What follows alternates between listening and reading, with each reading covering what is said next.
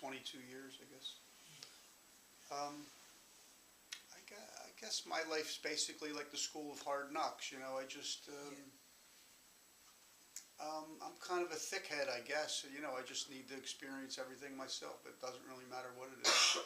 So I have pawn shops right now, and I kind of just, I try to observe people and kind of derive the truth out of all situations. And you know, I've been writing myself, so I try to write things down that I think will be useful for others. And Yes.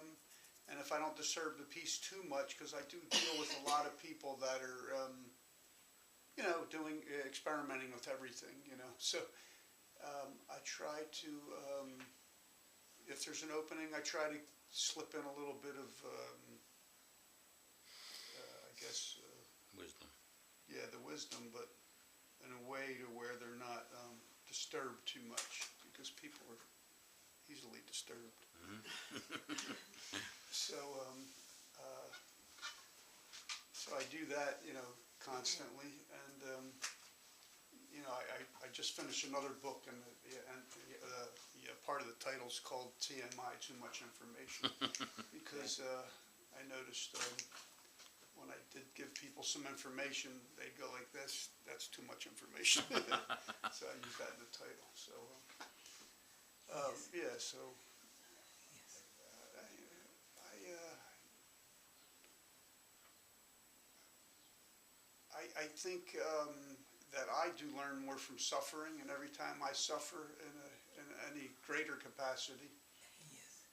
I learn more. I mean, I passed out a couple times during New Year's, and I really don't party much, but I partied very lightly, but it was too much for me. My system's not able to handle it anymore. So from that, I learned to do like zero partying. You know? So I just, you know, just another encounter of learning. But I guess overall, I think you know, my moment of enrollment when I was a kid, because my parents had no money, was, you know, don't flush the toilet, don't leave the refrigerator open. What am I running, a light factory here?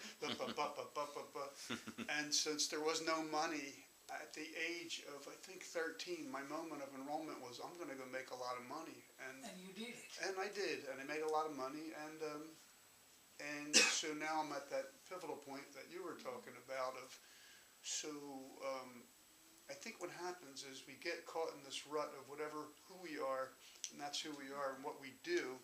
So now I'm thinking, well, you know, and I go through it every day, well, I have enough money to do whatever, so now I'm at that why in the road again, which is really weird, because my whole life's been, you gotta go make money, you gotta make money, you gotta make money. So now I'm at that why in the road again, so what to do. So I think my underlying current, which I learned from Shanti, was peace of mind. So I'm just, if it's along those, that avenue, I'm shooting for peace of mind, I'm delegating authority. I mean, I have properties that I boarded up just because it wasn't worth it anymore. So I'm taking huge losses, but it's given me peace of mind. So I literally just went around and just boarded them up, and I put them up for sale. Whatever they go for, they go for. Because and believe me, I don't like to take a loss, but just the fact that it's boarded up and I turned everything off, I feel better. So anyway, so a peace of mind is my underlying current. And to enjoy every day. I want to enjoy every day because I do realize that, oh my God, I'm 52 years old. What the hell happened? What happened? 52. I mean, boom, bam, boom. I'm young, but not so young anymore. So I enjoy every day to the best of my ability. It doesn't matter really what it is. Yes. Thank you. So there are several things what Randy brought out. One thing, you have to be hard-headed. You have to experience for yourself. Somebody's experience means nothing to you. You have to experience yourself. And you're talking like you cannot give experience to your children. They have to learn themselves. Right. We can provide the environment. Okay. Other thing, going through life and suffering, and ultimate experience we have to experience in this life is the experience of death. And this is why our entire life is to learn how to die. Learning how to die is learning how to live. I could see that, but you know, that's so confusing. But that's all about Yes, the non-attachment along the way, severing those strings. right. Yeah. So how to live? Like I think Karen got the book, Tibetan Book of the Dead. Yes. Of yoga, Okay, okay. But there is a book called Tibetan Book of the Dead. yes.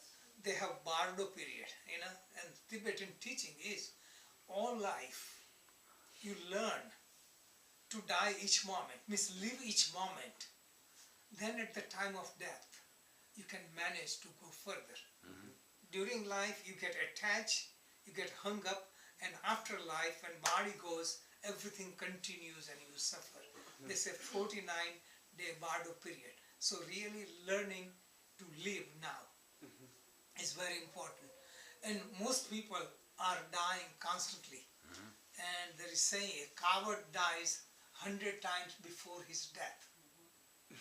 If you die psychologically, then you really live.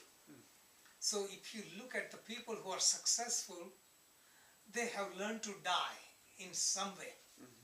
Those who are successful in business and making money, they have been there to money, means they are accepting themselves as total loss, so they can take a risk. Those who perform, jihad, they can do all kind of tricks because it's hard to catch them because they are already dead. They have nothing more to die. They can jump off, they can do anything, any venture. Spiritually speaking, if we die to our ego, there is no more fear. Then we really truly live. So true life comes when we die psychologically, and dying psychologically is that I own no one. I control nothing. I don't even own my body.